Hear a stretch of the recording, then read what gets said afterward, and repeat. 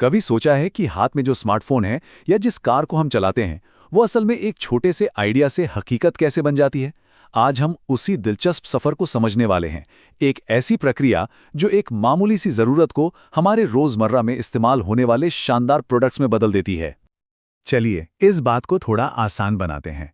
ये सिर्फ कोई किताबी परिभाषा नहीं है। सोचिए एक पुल के बारे में। उसे डिजाइन करना सिर्फ एक सुंदर सा चित्र बनाना नहीं होता, बल्कि ये पक्का करना है कि फिजिक्स और मैथ्स के सिद्धांतों का इस्तेमाल करके वो पुल सालों साल बिल्कुल सुरक्षित और मजबूत खड़ा रहे। तो डिजाइन असल में कला और विज्ञान का यही खूबसूरत संगम है। आज की हमारी पड़ताल का ये रहा रोड मैप। हम जानेंगे कि मैकेनिकल डिज़ाइन असल में है क्या, ये पूरी प्रक्रिया काम कैसे करती है, कैसे एक विचार एक असली प्रोडक्ट में बदलता है और भविष्य में इसका हमारे जीवन और हमारे ग्रह पर क्या असर होने वाला है। तो चलिए पहले सवाल से ही शुरू करते हैं। आखिर ये मैकेनिकल डिज़ाइन है क्या? देखिए, ये सिर्फ ड्राइंग बनाने से कहीं ज़्यादा है। जब हम कोई कार देखते हैं तो हम सिर्फ उसका बाहरी लुक नहीं देखते। डिज़ाइन का मतलब है उसके इंजन को, उसके सस्पेंशन को और उसके सेफ्टी सिस्टम्स को बनाना, ताकि वो गाड़ी सिर्फ दिखने में अच्छी ना हो, बल्कि चलने में सुरक्षित और किफ़ायती भी हो। और इसका असली मकसद पता है क्या है? इंसानी ज़रूरतों को पूरा करना। मिसाल के तौर पे किसी दिव्यांग व्यक्ति के लिए एक कृत्रिम अंग डिज़ाइन करना, ये सिर्फ एक टेक्निकल चैलेंज को हल करना नहीं है, ये उस इंसान की ज़िंदगी की क्वालिटी को बेहतर बनाना है।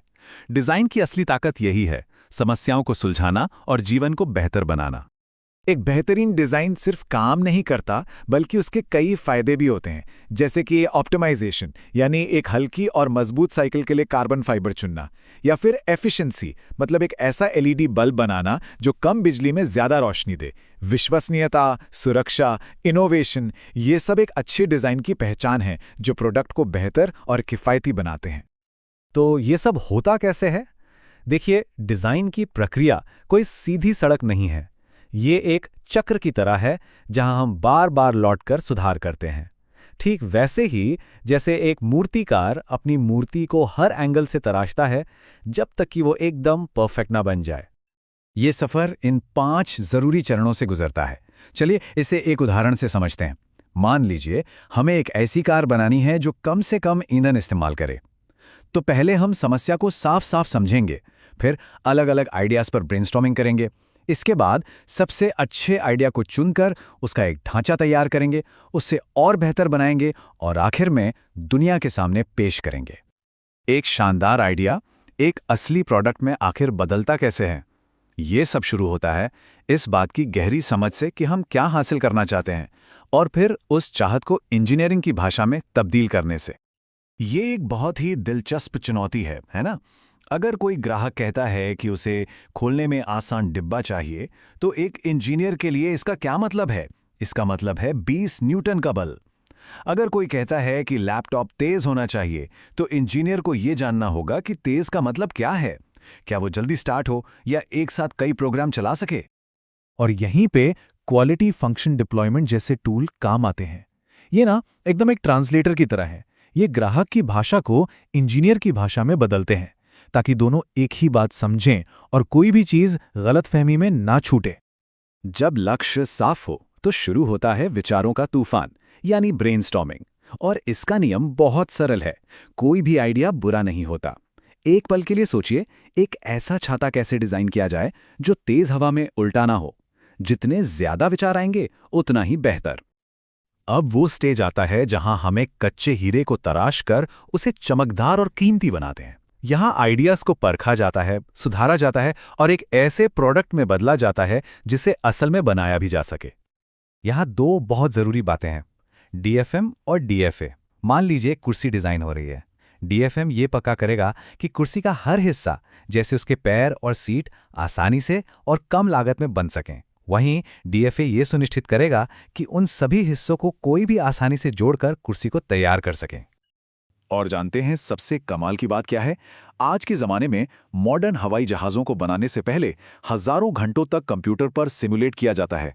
ये वर्चुअल टेस्टिंग पक्का करती है कि डिज़ाइन सुरक्षित और भरोसेमंद हो, वो भी बिना एक भी असली पुर्जा बनाए।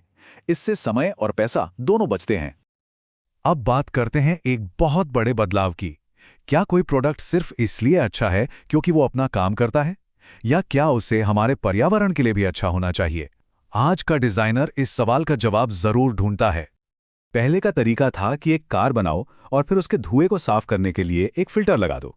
ये थी एंड ऑफ पाइप सोच। लेकिन आज का नया और बेहतर तरीका है एक ऐसी कार डिजाइन करना जो शुरू से ही कम धुआं पैदा करे। यही है स्वच्छ उत्पादन। ये न सिर्फ पर्यावरण के लिए अच्छा है बल्कि ज्यादा कुशल भी है। और इसी सोच को एक कदम आगे ले जाती है क्रेडल टू क्रेडल की अवधारणा। सोचिए, जंगल में जब कोई पत्ता गिरता है तो वो कचरा नहीं बनता, वो मिट्टी के लिए खाद बन जाता है। इसी तरह इस डिजाइन का लक्ष्य है कि हमारे प्रोडक्ट भी इस्तेमाल के बाद कचरा ना बने, बल्कि किसी और चीज के लिए कच्चा माल बन जाए, यानी कुछ भी बर्बाद ना हो। तो आगे क्या? मैकेनिकल डिजाइन का भविष्य कैसा दिखता है? कौन सी नई टेक्नोलॉजीज हमारी दुनिया को नया आकार देने वाली हैं? आइए एक नजर डालते हैं। 3D प्रिंटिंग और आर्टिफिशियल इंटेलिजेंस जैसी टेक्नोलॉजीज डिजाइन की दुनिया में क्रांति ला रही हैं। 3D प्रिंटिंग हमें ऐसे जटिल आकार बनाने की क्षमता देती है जो पहले नामुमकिन थे, जैसे कि किसी मरीज के लिए खास तौर पर बनाया गया कोई मेडिकल इम्प्लांट। ये इनोवेशन डिजाइनर्स को असीम रचनात्मक शक्ति दे रहे हैं। और अंत में एक सवाल, अगली बार जब कोई नया प्रोडक्ट देखें तो एक पल रुककर सोचें, क्या ये सिर्फ अपना काम करने के लिए अच्छा है या ये हमारे ग्रह के लिए भी अच्छा है? क्योंकि भविष्य का अच्छा डिजाइन शायद इन्हीं दोनों सवालों के जवाब में छिपा है।